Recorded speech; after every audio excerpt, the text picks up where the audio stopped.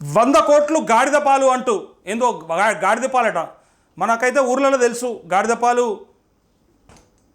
మందు లెక్క పనిచేస్తాయని చెప్పి కొంతమంది పిల్లలకు కూడా పడతారని చిన్నప్పుడు చూస్తుంటాం. ఇప్పుడైతే నాకు తెలియదు.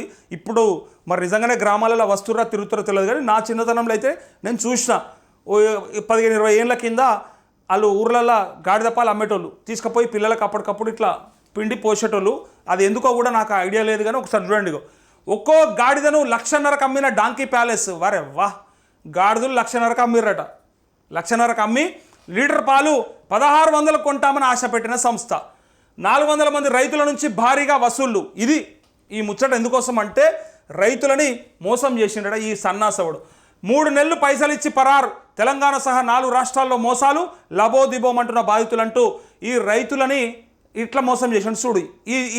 ఈ పంత వాళ్ళకి చంపేది ఉంటాయి దొరకబట్టి 400 మంది రైతుల నుంచి భారీగా వసూలు చేసిండ. గాడిద పాల పేరుతో ఓ సంస్థ గరాణ మోసానికి పాల్పడింది. ఈ పాలతో భారీ లాభాలు పొందొచ్చు అంటూ తమిళనాడుకు చెందిన డాంకీ ప్యాలెస్ అనే సంస్థ ఏకంగా 400 మంది నుంచి డబ్బులు వసూలు చేసింది. తమిళనాడు, కర్ణాటక, ఆంధ్రప్రదేశ్, తెలంగాణ రాష్ట్రాల్లో అమాయకులు నాశపెట్టి తమ దగ్గర గాడిదలు తీసుకుంటే వాటి పాలను లీటర్లకు 1,600 చొప్పున కొంటామని నమ్మబలికిందంటూ ఇది ఒక కథ గుర్తొస్తుంది నాకు.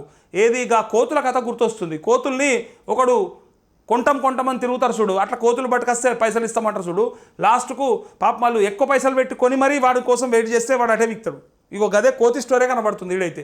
అది విని కూడా మనము సరే అంటే ఇంట్లో ఏమైపోయిందంటే నిజంగా నమ్మకం అనిపించింది. రైతులకు ఏమనిపిస్తుంది అంటే గాడిద పాలు అనేది బరాబరే, ఆ పాలు నిజంగా మెడిసిన్ లాగా వాడతారు కాబట్టే ఇస్తే నయమే కదా, ఏమున్నది మాకు ఏదైనా జంతువే కదా. ఇప్పుడు బర్రె పాలు ఆవు పాలు విండినట్టు గాడిద పాలు విండితే అయిపోతుంది, పిండిస్తే 1,600 లీటర్ అంటే నయమే కదా. అట్లని చెప్పి ఆశపడ్డారు.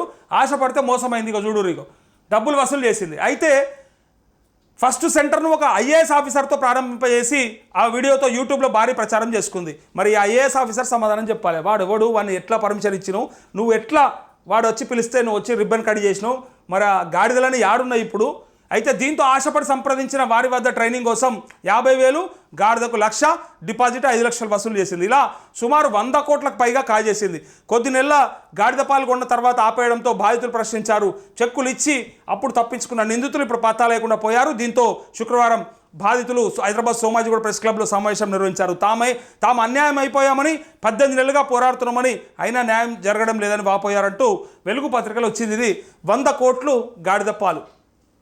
ఈ గాడిదలు ఆ గాడిదలు బుద్ధి లేక వచ్చి ఈ గాడిదలను మాకు అప్ప చెప్తే ఇప్పుడు మనం ఆగమవుతా ఉన్నాం. లాస్ట్కు ఈ గాడిదలను ఏం చేసుకోవాలి? 1,600 లీటర్ అయితే ఒకడు కొనడు.